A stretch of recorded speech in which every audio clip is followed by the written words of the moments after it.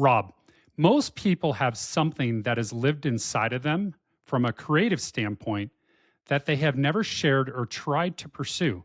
Do you have one of those?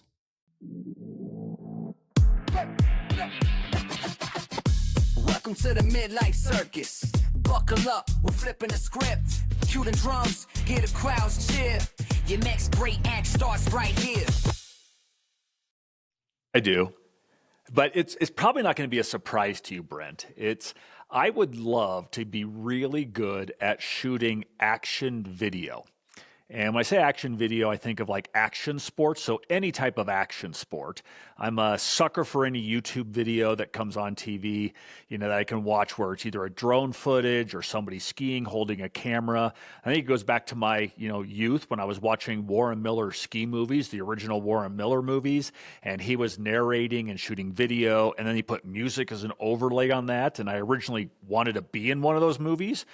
Never going to happen, but I wanted to be in one of those movies. And so that's kind of transitioned to, I'd love to just know how to record video that would be awe-inspiring for people. It would tell a story a little bit, but it's set to music and something visually really appealing to a lot of different people.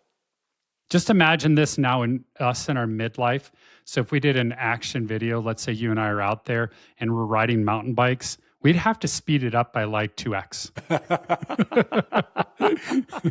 At least for me. I'm slowing down more and more and more cautious and not sending it and doing all the things that we used to do. So we just have to speed it up. So I expect if we do any cool action videos, you do good to me. Like you make me look really good. That might be tough to find a place to make you look good, Brent. I know. That's a challenge. Yeah, I just bought a drone. It's coming in the mail tomorrow, actually, so I get a chance to try to start doing this. And I plan on flying the drone behind you a little bit and seeing if I can actually make you look good. That's a pretty good challenge. That is a huge challenge. Hey, and congrats. I think the drone is on, if I recall, your 50 list. So 50 things you want to do in your 50s. So now you're taking that challenge on? Is that correct? I am, yes. So it is on the 50 list of 50 things I want to learn. Learning how to both fly a drone and actually shoot video with a drone and then repurpose it. So you'll likely see some of this drone footage on our social media channel, midlifecircus.fm. I plan on posting some of it there after I get good.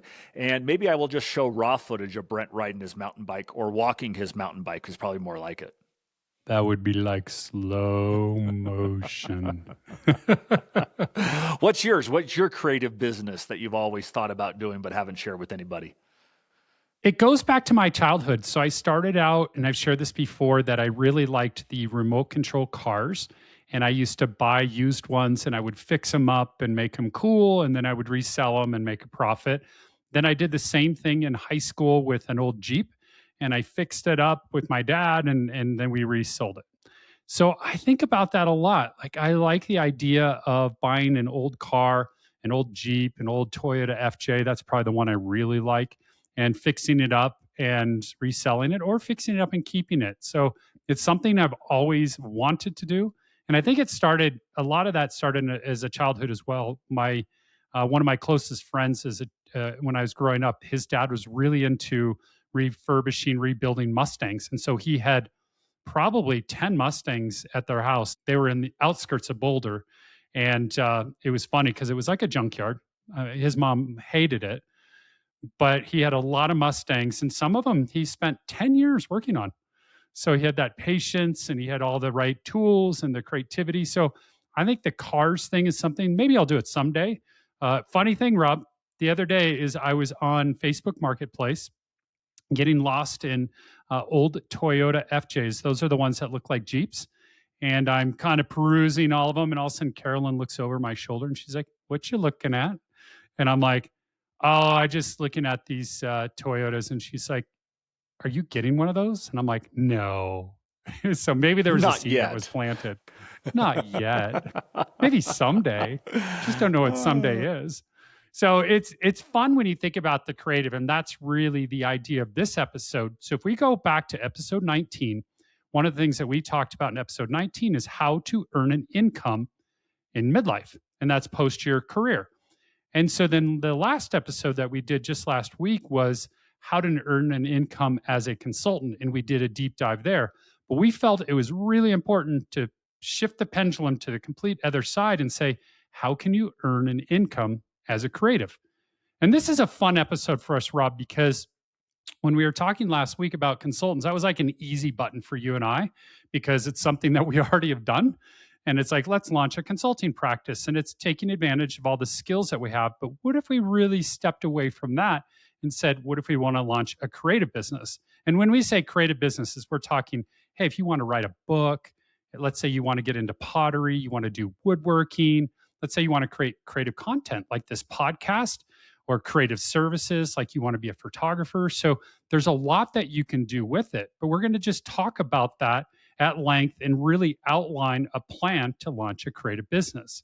So our outcomes today is creative businesses are still businesses. We're going to talk about what it means to build a creative business and then understanding the difference between a passion project, meaning a hobby, and actually building a business. And sometimes you might have to pick those two different lanes. So to kick this conversation off, Rob, when it comes to creative businesses, how would you categorize them for our listeners? I have to take a step back real quick, Brent, because this is going to help me as I think through how to categorize this. You gave us an assignment as we started this episode with a question is what creative business would you create? I'm trying to understand how rebuilding a car is creative. So can you help share that with me a little bit? How rebuilding a car is a creative service or a creative business? I'm just curious. Rob, I'm going to put flames on the side of it. Come on. No, I think it's something to do with, for me, it's very opposite of what I've always done in the past, where I'm sitting in front of a computer and I'm in front of people, whether I'm a consultant, whether I was doing investing, and I'm constantly interacting with people in a business sense and a for-profit business sense. When I think of creative, and to my example, it's like, I want to go use my hands. I want to challenge myself to fix things and rebuild things and make them look different than when I actually got it. So that to me is creativity. It's how do I creatively fix something that's old and rusty, as an example. Okay. So does that make sense to you? It does. It's a stretch, but it makes sense. I could see taking that old FJ and putting like modern features in it and getting creative on how all that might work. So that I'll give it to you.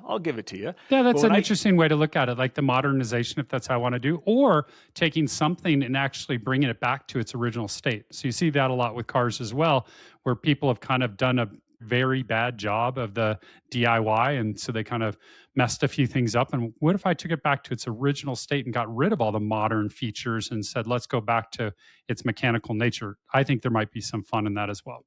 Okay. So I could see it fitting into two of the categories I'm going to talk about today, Brent. So the first one, and it's probably the most common one that people think about when they think of a creative business, they think of actually creative physical goods.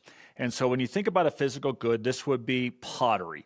This would be art, so a painting that you might go and sell. I have a friend, Amy, who left a professional career and actually started doing physical artwork, painting as a primary medium. This could be the t-shirt idea that Sarah actually shared in our most recent episode that she started on Etsy. It could also be selling products that somebody might use as decoration. And Tara has a good friend that's actually doing that as well, and some interior decoration ideas having physical products. So you have physical goods. The second area I would say is creative content. And when I think of creative content, this is things like books. While books are physical, you can hold a book. It's the ideas inside of the books. This is really about the thought and idea. Our podcast is creative content. And so a podcast fits into that area. YouTube vlogs or travel blogs, things of those natures, those are all creative content type of things. So the last one I think of is creative services. And these are things that you love to do that you provide as a service for other people. And so the example I would use here is photography. While taking a picture and selling an image at a craft fair or at a market, that is a physical good. I'm thinking more of creative services photography as being taking pictures for people. So showing up and doing high school graduation photos, wedding photos. This could be doing creative design work, interior design work, or even creating music. and actually playing music at a venue or playing music for somebody else, but this is done as a service for other people. That's a great way to look at it. So maybe to keep it simple for today's conversation, let's take each one of those categories and we'll just pick one thing that we'll talk about, and we'll use it consistently as we talk about how you launch a creative business. So for physical goods, I have a something very close to me is my wife is a potter. And so she creates mugs and she creates tumblers and plates and all sorts of things related to pottery. So let's use pottery for that. And then creative content. We're pretty close to this one with the podcast. So we'll talk about podcasting as creative content and then creative services. I like your example of a photographer and maybe doing events and weddings or graduation parties, things like that. So that would be creative services. So let's stick with that. But before we jump into the way we want to look at the big three items that you want to really think about when launching a creative business. Rob, how would you define the difference between a hobby and a business as a creative? Simply, Brent, I would say a hobby is for you. It's something that you love to do, and you're the person that's just getting the benefit of it. A creative entrepreneur would make something for other people. So a creative business is doing something for an audience. So a hobby's for you.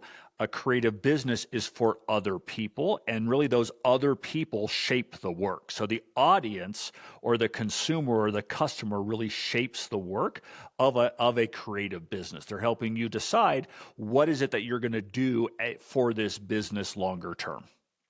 In our example, so if you're really into pottery, doing it as a hobby is you might do it for your own household. You might do it for a few friends, but you're never really selling the products. You're just creating and it's part of your hobby. If we went into a podcast, a lot of people do podcasts as a hobby and they might release one episode a month. And that's just something that they enjoy doing. And you see a lot of podcasters do that. And then photographers, it's pretty straightforward. A lot of photographers just like to take pictures and they like to go out there, and they may do as a service, they might just do it for friends and family just to say, yeah, I can take a few pictures of at that event for you, no problem. They don't charge anything, but that's more in the hobby. But then as you described, if you're doing it for an audience, and that's really just a monetization component, if that's where the difference sits on that. Absolutely. And so we're going to spend our time today really talking about shaping that hobby, that thing that you either love to do already and helping that become a business, or just starting a business on something that you've been curious about. And this is somewhat of a callback to our last episode where we did talk about starting a work, and you mentioned this at the beginning of our discussion today, Brent, is really creating that consulting business. One of the things you shared there before starting a business were really three main areas that you should address. And I do think those three areas fit for a creative business as well.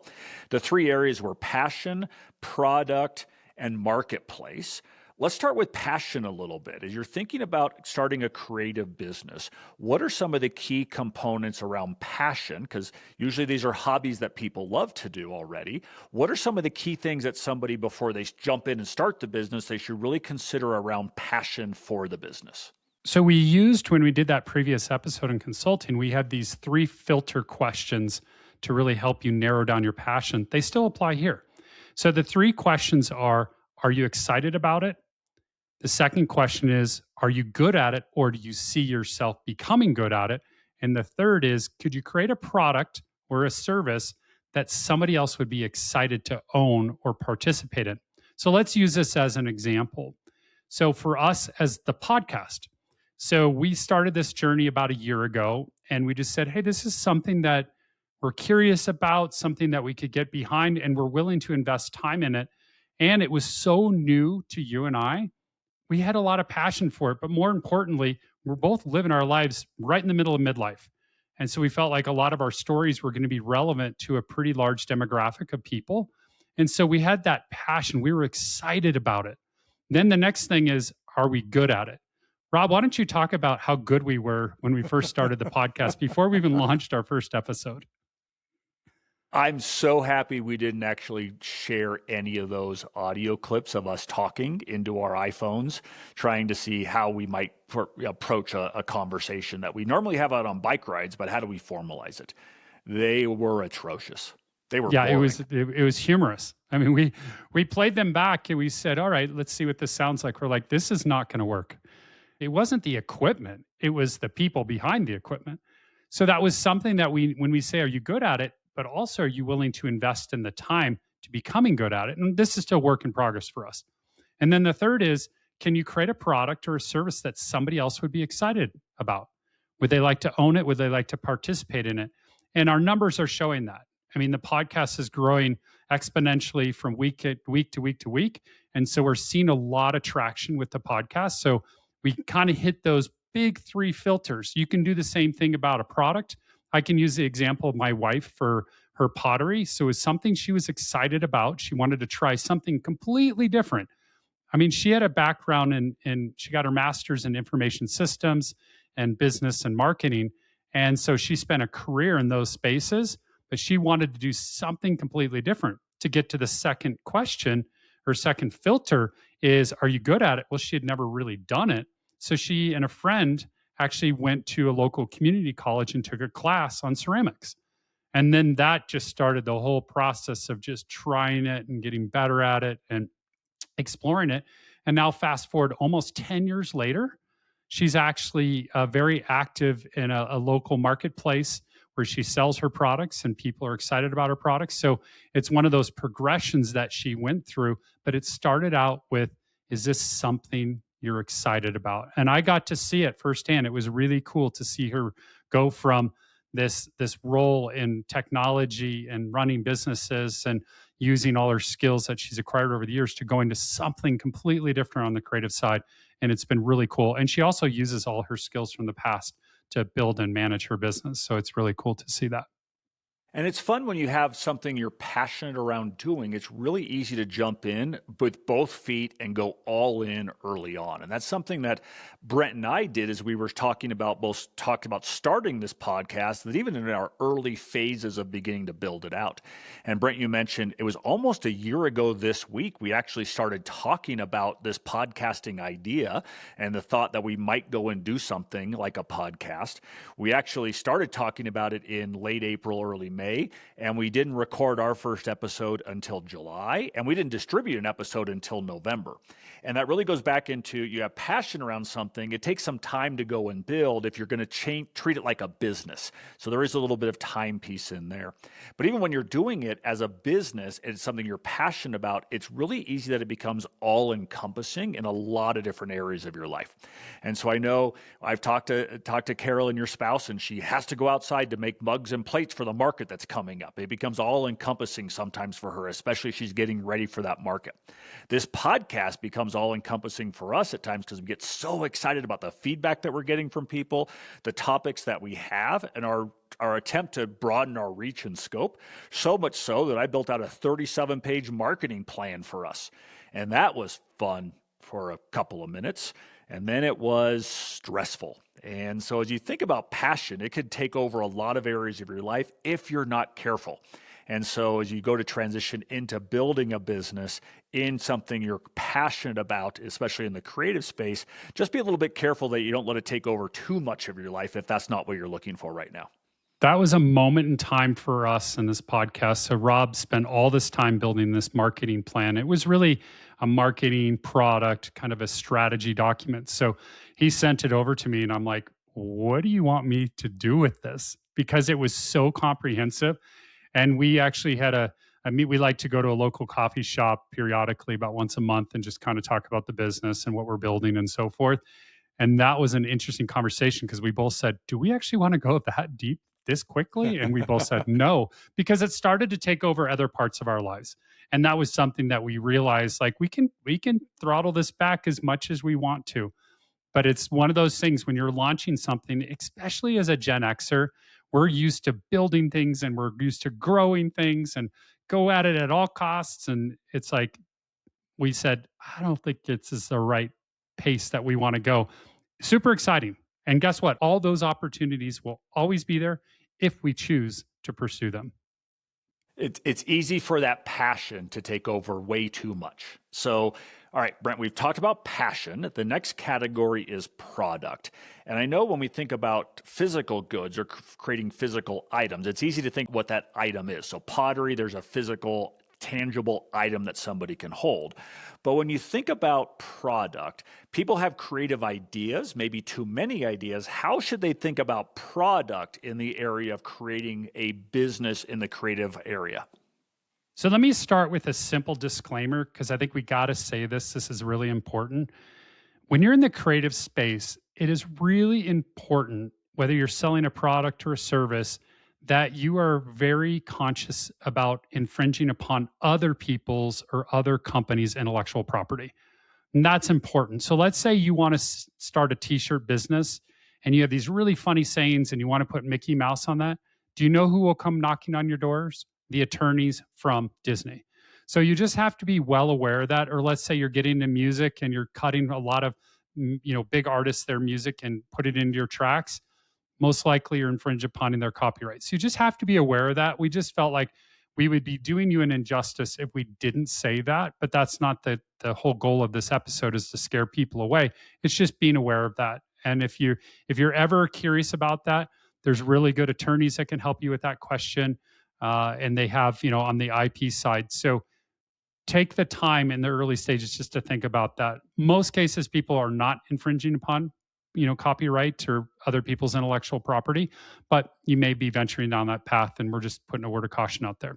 So back to your question, when people have a lot of ideas for products and what do they want to do, I think we learned this lesson when we were launching the business.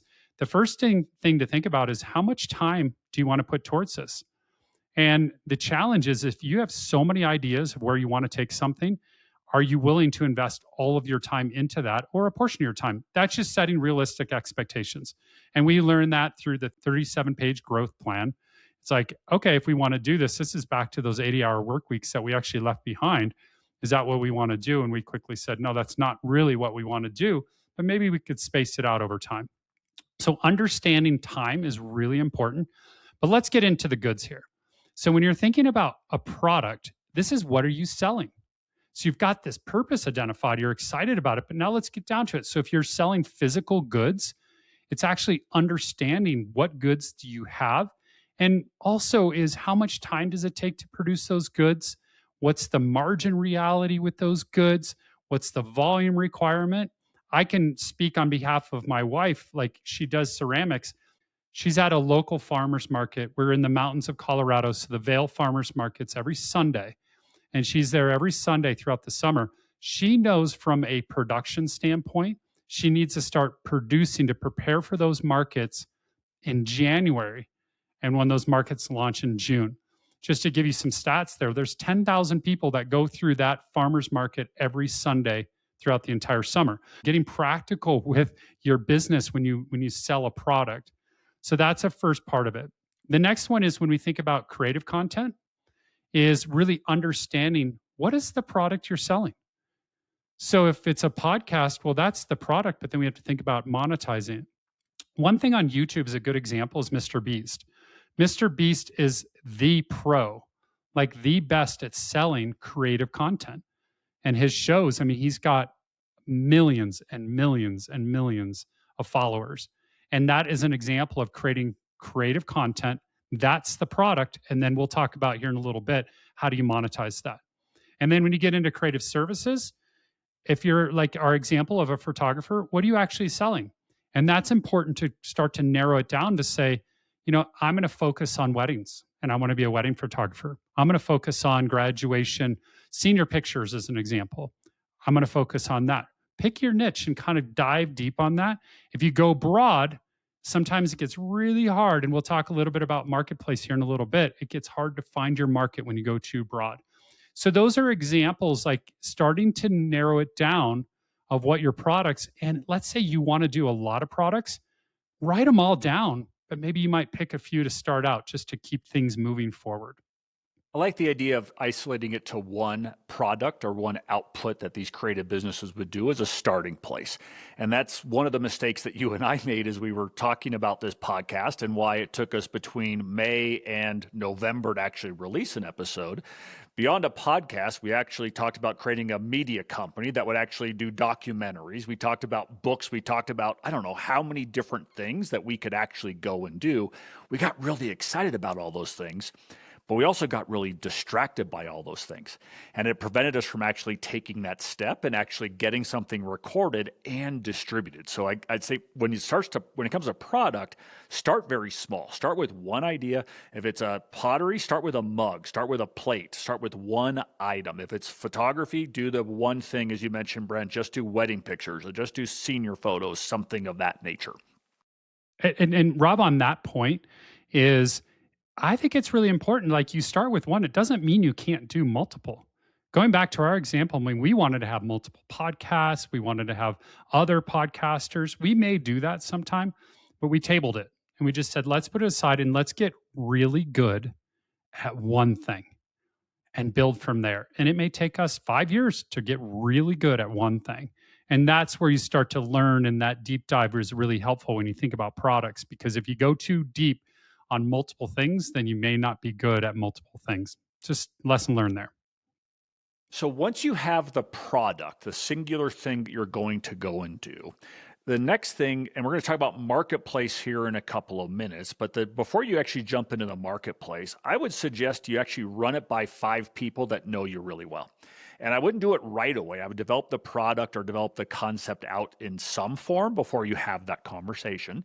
But talking to 4 or 5 people that you trust that will give you a really honest assessment of their thoughts around what you're planning on doing, what the product's going to be, is really helpful. So you don't end up spinning your wheels in something that may not be the right fit from a business standpoint. It's a great hobby, but it doesn't necessarily fit the business. And when I think about the podcast in particular, we waited early on to tell very many people about the fact that we were thinking about doing a podcast. And in fact, we waited on our spouses the longest, I think, before we mentioned it to them. And once I did mention it to them, I know Tara said to me, is like, doesn't everybody have a podcast? So be careful who you share that with, because they may actually distract from what you're trying to go and do. But when we shared the concept, and this is where you can watch people's reaction to trying to think about building this product into a real business that generates revenue, watch their reaction. And when we shared the podcast idea, I saw a glimmer in people's eye. I saw excitement come from this. Their questions were about what are all the things you could go and talk about and go and do, and almost a hint of jealousy from some of the friends that I mentioned this to as an idea, that they didn't think about that and they weren't part of that. If that's the reaction you get, you're on to something there. If people are getting excited, not just nice that, oh my gosh, you do great pottery, you should totally sell it. No. If they're willing to buy it, that's the next thing, right? Are they willing to make the investment there? And so that's really a way to start thinking about that product before you get to the next step, which is marketplace. But before we go to marketplace, Brent, we have product, but you got to make money on the product somehow. That's what a real business is. It doesn't become a business until you get the first paycheck from this business.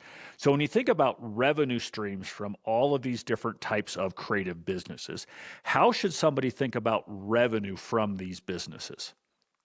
I think it goes back. So if you've got those 3 categories that we've been talking about, whether it's physical goods, creative content, and creative service, it's understanding each one of those areas and how are typically people paying for. As a product example, are you going to sell it as a singular product one at a time? Are you going to put things in bundles?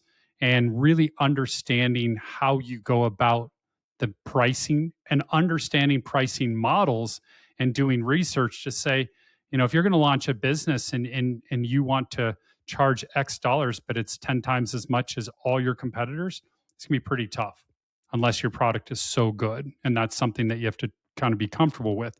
When it comes to a business like a photographer, how are they doing it? Are they doing it per project? Are they going to do it, if they're working with a corporation, let's say, and they might do multiple events, they might sign a more longer term contract. So there's different ways to do that. When it comes to our podcast as an example, so creative content, there's so many ways you can monetize it. So what we've explored, and maybe I'll just do a quick deep dive on this one, Rob, the way that we've explored it in the podcast is You could do merchandising. So you could actually have Midlife Circus merchandise. You could have, we use Substack, for our community. You could actually have subscriptions to our community. That's one option. We could do speaking engagements. We've had people that have expressed interest of us coming to events and do speaking. We could launch courses. So you start to see like all the things that you can do, very similar to the products. It's like, okay, how much time? Because each one of those takes, effort to make them really good. So it's been a challenge for us, as we started to think about that in the early days. Now we've started to narrow it down, and where we feel most comfortable, where we want to take the podcast, is going down the partnership sponsor model and really identifying 3 to 5 sponsors that would be interested in partnering with us for the Midlife Circus podcast. We feel like that's the best thing for the podcast. We've got a growing audience. And it's one of those things where we saw a lot of early interest as well. So we had a lot of advertising agencies that work specifically podcasts reach out to us, and they were expressing interest in us going on their platform. We also had a few brands reach out to us, and they expressed interest of us talking about their brands on the podcast. And so it's been really fun for us, but we're also being very selective and patient because it's something we're still learning about the podcast. We've grown so fast that we're trying not to sell ourselves out early, but also align ourselves with the right type of partner, sponsor. And how do you look at that, Rob, when you think about our conversations around partners and sponsors? And maybe you could just share with our audience of like, how do we think about it? And maybe they can help us a little bit. Think about it. This goes back to the product, Brent. The product is the podcast, and the podcast is really aligned to an audience. And what's going to resonate with our audience, and really being really clear on what might resonate with our audience. And so, as you mentioned, media companies reaching out to us, we would lose a little bit of control. We could monetize and we could generate revenue for this podcast now, but we would lose some control in what advertisements got placed on our behalf. And that's something we don't think would necessarily resonate with our audience. We want to actually find a partner, find someone to come alongside us that actually has resources, products, services, something that really resonates with our audience and something they would use, something they find value in. So we're taking a little bit more of a slow approach here. And this is an area we'd like to ask all of our audience to give us a hand with. And so one of the things we launched just recently is the ability to message the show. And it's in the app, wherever you listen to your podcast. If you go to the show notes, you can actually hit the link in the app that says message the show.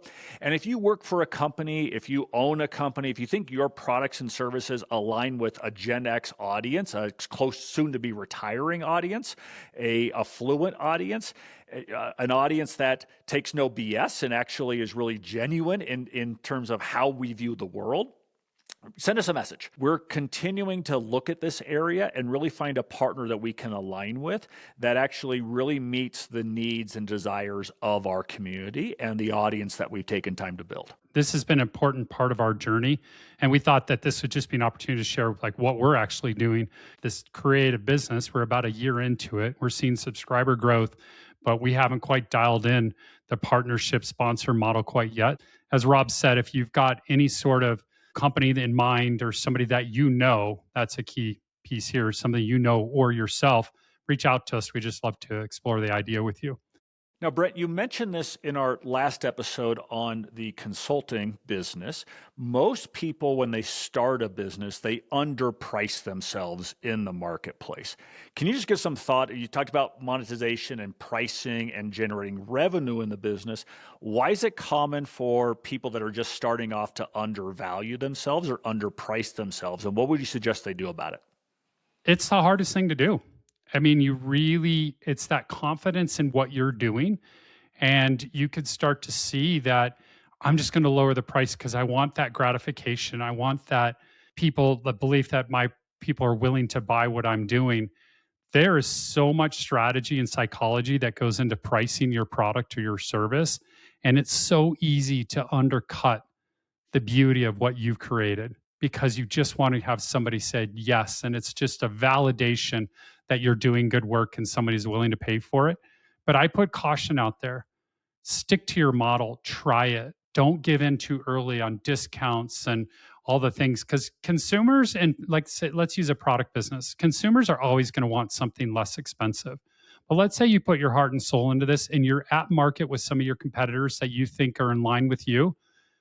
Don't feel the need to reduce your price just because somebody says, I need a discount. No, have pride. And I've seen this with my wife's business a lot. People go to farmers markets and they'll just try to haggle you. And she's really good about it. She's like, this is my price and I'm going to stick with it. We talk about it a lot on the side where it's, you could ask somebody on the flip, say, what do you do for your job? And they say, oh, I'm a consultant.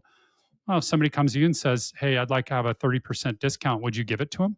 And most people are like, no. It's something about confidence and being confident in what you're doing and being patient, that the pricing strategy is going to be really important. But you can also learn maybe you are way overpriced. And then you have to think about that. This whole pricing strategy, Rob, is a really interesting dynamic too, because it gets really hard as back to the Gen Xers is where we saw so much value from us being really good at growing things and what's our time worth and our productivity. When you get into creative businesses, you have to somewhat throw that model out the door and you got to kind of reset expectations, but it doesn't mean your expectations is you're trying to race to the bottom to be the cheapest one in the market, unless that's your strategy. So as we now move into marketplace, which is our third main category, so just to refresh everybody, is we started out with getting your purpose. And do you really understand this idea and are you excited about it? And then we talked about the product itself, and we went through different ways that people think about product, how we've thought about product, your revenue model. But now, drum roll, please. What's your marketplace? And this is a really important part of the process, is understanding who your customer is and how can you find them. So, Rob, when I think about this one, I often hear friends talk about how they want to start a creative business. They've got this idea for a product, or maybe they want to sell a service that's on the creative side. And when it comes to selling or monetizing, they freeze and they say, I don't know where or how to find my customers. So knowing that, how would you respond to them? There are a lot of different places to go find your customer, and it's really finding early on before you start. So these are the three areas that you need to look at before you start the business and start to think of this as a business. Is what's the marketplace? Where do people typically sell the goods or services or ideas that you're going to be offering to people? So if it's a physical good like pottery, you have different places like Etsy. You have Facebook Marketplace. You have markets or farmers markets or pop-ups. All those are locations that actually sell physical goods, and a great place for you to go and do research as to what the marketplace is. What are people pricing, as we just went back to it, Brent, is what's the price point that people are using for a similar product? What does the competition look like in that area as well? So that is for the physical goods. You got locations or online resources you could do that. For creative content, a lot of this falls into online services. So you go look out what's available on Amazon. What other podcasts for you and I, what other podcasts are of a similar vein or a similar genre that might be direct competitors? How do they sound? How are they structured? And really do your research up front. What does this marketplace look like? While my wife said everybody has a podcast, not everybody has a podcast with Rob and Brent on it, so we are unique. That's what I told her. Didn't fly, but that's what I told her. But what does this marketplace look like, and how competitive are you going to be in the marketplace of doing a podcast? And that's for us to look on Apple Podcasts, Spotify, YouTube, those areas. For the services, it's looking at platform like an Upwork, or just even doing a Google search for wedding photographers in your geographic area. That'll give you some insight as to what the marketplace looks like. How are your competitors doing? What are they doing? And what is the quality of what they're doing? So the first thing as you think about marketplace is where would you go and offer those services? And then what is the landscape that's there? And so I know Carolyn goes to the farmers market here in Vail. She does outstanding work. She and her business partner do really good quality pottery. And if you're in the Vail area, please stop by Mountain Mud Ceramics. It's beautiful. They're very competitive. I think, Brent, they still underprice themselves because their pottery is gorgeous. And compared to their competitors in the area, I think they can actually move their market up or move their valuation up on what they're actually selling. So the first step when you think about from a market standpoint in marketplaces is what do your competitors look like? So each one of those categories, whether it's physical goods, creative content, and creative service, typically has platforms that are very popular. And how would you recommend people start to narrow down the platforms? Because that to me can be very challenging. So let's use the pottery as an example. As a potter, you could sell your products on Etsy. You could actually have your own website and actually have like a Shopify account. You could sell it via somewhat like an Instagram model where it's a click through. You could do markets. You could go so many different places. And each one of these creative content's the same thing. You had mentioned Apple Podcasts, Spotify, YouTube, Substack, like all these different places. If you're an author, there's so many ways to sell your product. How do you look at this so it doesn't become overwhelming? Very similar to when we were talking about product is you could do so many different types of products, but how do you think about this from a platform selection or where people should go to sell their products or services? When I think about which platform to look at is which one calls to you from where you might want to actually reside, and just picking one and starting. The interesting thing, Brent, about any of these platforms is you don't find an audience on any of these platforms in any of these places. You actually have to build the audience on these places. And so as an example with pottery, you could use Etsy as the way to distribute your pottery. Your photography for that has to be incredible because that's what people get to see. They don't get to touch it. They're looking at pictures on Etsy to determine if that's something that they want to buy. And so that's something to think about, the dynamics of the marketplace and how you approach the marketplace to build an audience or build your customers over time. When it comes to a market, you can have your booth at a market. You can have a table and a bunch of pottery set up on a table at a market, but you still have to market that pottery. You can't just sit behind in the back of that of the booth and sit on your phone and scroll and not engage with your customers. You have to actually be engaging and almost pull people in to want to stop and look. If you just think about any of the farmers markets you've been to, typically if there's lots of activity happening in a booth, people stop and go into that booth. And so you got to think that you're actually going to be very active in that setting and in that dynamic. You know, it's what's that old saying, ABC, always be selling. So it's one of those.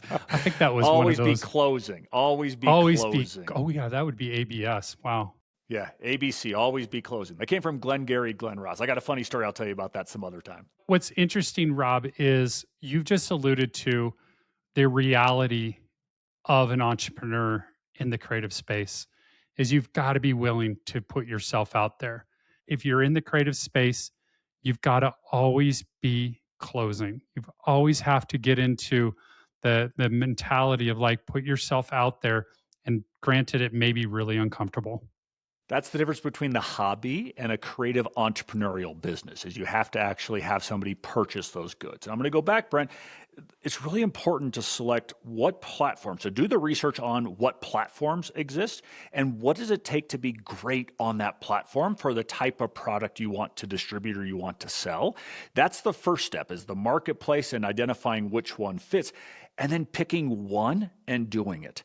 I've seen a lot of people that actually start a creative business and they land on 5 or 7 different marketplaces, and they're okay at 5 or 7. They're not great on any of them.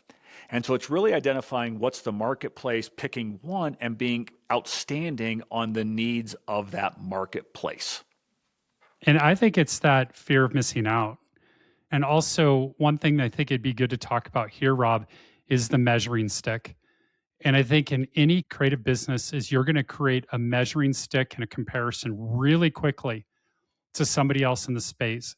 So if you're a photographer, you might look at another local photographer and say, wow, they're crushing it. Well, guess what? Maybe they've been crushing it for 10 years, but they spent 15 years trying to figure out how to crush it. We get it all the time in podcasting because podcasting is a well-known medium for, consuming information. And there's podcasters like I follow Rich Roll as an example. Guess what? Rich Roll has been doing this for 13 or 14 years. And so he's had to build his audience. He's had to go through those slow years. He's had to really keep redefining and defining his approach and his customer base and so forth. So you have to be very, very patient with yourself in this process. Because if you create a measuring stick and you really start to look at other people and say, wow, they're just so far ahead of me. Well, maybe they've been at it for 10 years. It's really important to have a long game frame on this thing, right? Having a business in the creative space takes a period of time. It could take several years for you to actually become successful doing it and give it the space that it needs. You're not going to be an expert at it right away. I know I tried to make a mug on Carolyn's wheel the first time, and I didn't even make an ashtray. I did a better ashtray when I was 5 years old from my grandparents at that time. And so it takes time to build a skill set. And unless you're already a celebrity and you already have a following, when it comes to our podcast, it's easy to compare yourself against the greats. But unless you're a celebrity like the Kelsey brothers or Kylie Kelsey or one of the celebrities that have launched a podcast in the last couple of years, they had millions of followers before they launched the podcast. People that have been authors for years have had New York Times bestsellers, book after book after book. Your first one may not be a bestseller. And so give yourself the time to actually sit in that creative space. And that's the neat thing about this, Brent. We started this conversation where it's turning a hobby into a creative business. And you have to be clear that you want to create it as a business because it may take some of the joy out of the hobby itself. But it's something that you love to do in the first place. Give it the time it needs to do it in a way that's actually authentic to you in the long term. And stop comparing yourself against the people that have been doing it for 10 or 15 years. I think that's an important step, and also understanding time horizons. For us, Rob, it was a really important step in our journey is, okay, we did start out thinking a little bit around the hobby, like, hey, this would be fun to do. Then we realized this is actually really fun to do. Could we do something a little bit broader with it? And then we started to talk about frequency of releases. And then we started to get interest from advertisers like, hey, maybe we could start to build a model that pays for itself. And then, maybe we could build a model that actually profits from itself. So it's one of those things that you start to think about when you transition from a hobby to for profit. Maybe your first goal is, I just want to pay for the work that I'm doing, not the hourly. Let's not confuse this, because the hourly, then you'll be probably disappointed. You're not going to make an hourly rate that maybe you did if you equated to your previous salary. But if you get into, like, let's say you're in the physical goods business and you've got cost of raw materials, maybe the first goal is just say, I just want to pay for that. And then you grow from there. So this is a good way to transition for us, Rob, is how do people start? We've talked about the passion. So clearly people are going to have a ton of passion about what they're excited about. The next thing that we talked about is the product. And we try to really influence people to say, narrow it down to that one product you really want to be great at. Then we started to navigate pricing within the product. And then we took us to the marketplace and where are you going to sell your products? Where are you going to be active? So how do people start? It's starting with one small step. And I would suggest don't build everything out until you test it. So for a physical good, think about selling just a handful of items, and it's really simple to set up and really straightforward to set up, say, an Etsy shop. It's pretty simple to actually ask a retail establishment if you can set up a table in their venue. I have a friend, or my wife's friend, that does some design and some interior decoration. She actually sets up tabling events at wineries and pop-ups at places. And so just getting a foot in the door and setting up one thing and actually identifying if there's a marketplace for that. When it comes to creative content, go and record 10 episodes before you actually distribute any and practice it. We've actually recorded probably close to 45 episodes, and a lot of them went in the trash to get to the 32 that we distribute. So there's a lot of testing that comes involved in actually doing something great. Test it out early on, but the steps are pretty straightforward to actually do that. When it comes to creative service, I think about the step, or it's the minimum viable product from a creative service standpoint, is go in and actually offer a friend or a family member to provide that service for free. And actually don't just do it as a friend, do it as a business not getting paid for it. And so if it is going to be, let's say photography is the example we've been using, show up as a photographer at that birthday party or at that event. Don't show up as the friend that's just taking pictures. You're there as a photographer now. So those are the minimum viable first steps, is to just take that step, do it small. You don't have to be big to begin with. Test the marketplace, test to see if you like doing it as a business before you jump in with both feet and try to build this thing out in its entirety. It's such a key step in the process. Is it can be so overwhelming. And what we outlined today is there's a lot to it. But when you start out with purpose, that's actually the easy thing to do, to say, do you really like doing this? Is this something you can see yourself doing? Then you start to advance your thinking by saying, all right, what are the products that I can envision here? And you may identify a whole host of products, but you might narrow it down to just one or two. Just say, I need to do this to get going. Then it's, all right, how could I price this? And what are the models out there? There's a lot of information on the internet, as we all know. So you can actually figure out a lot of this stuff in a very short amount of time. Then you go into, where are people residing that might want my product? And you do it. And I like how you said, if you're like a service provider, is show up as the photographer, not as the good friend. Have a few business cards. Have things to just get the conversation going with potentially paying customers. So there's things that you can do. And where we want to encourage people is, this is a beautiful thing to do. It's so much fun to do. I mean, the creative, it's like, I didn't know that I would do this, Rob. Like, this wasn't on my long-term Brent plan.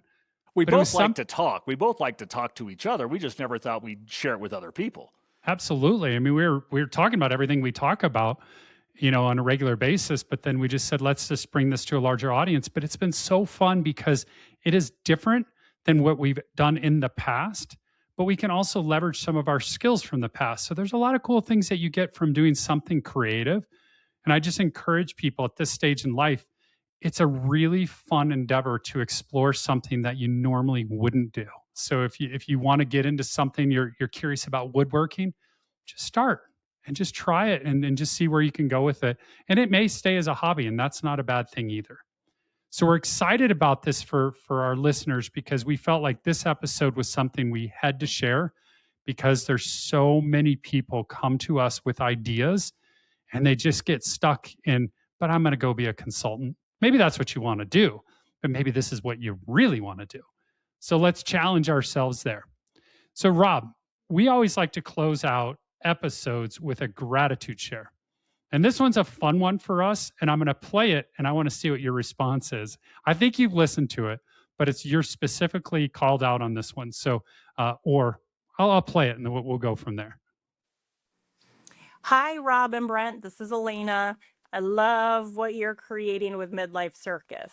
It's thoughtful and vulnerable, and because of that, it's real, and I think actually really needed. So keep it up.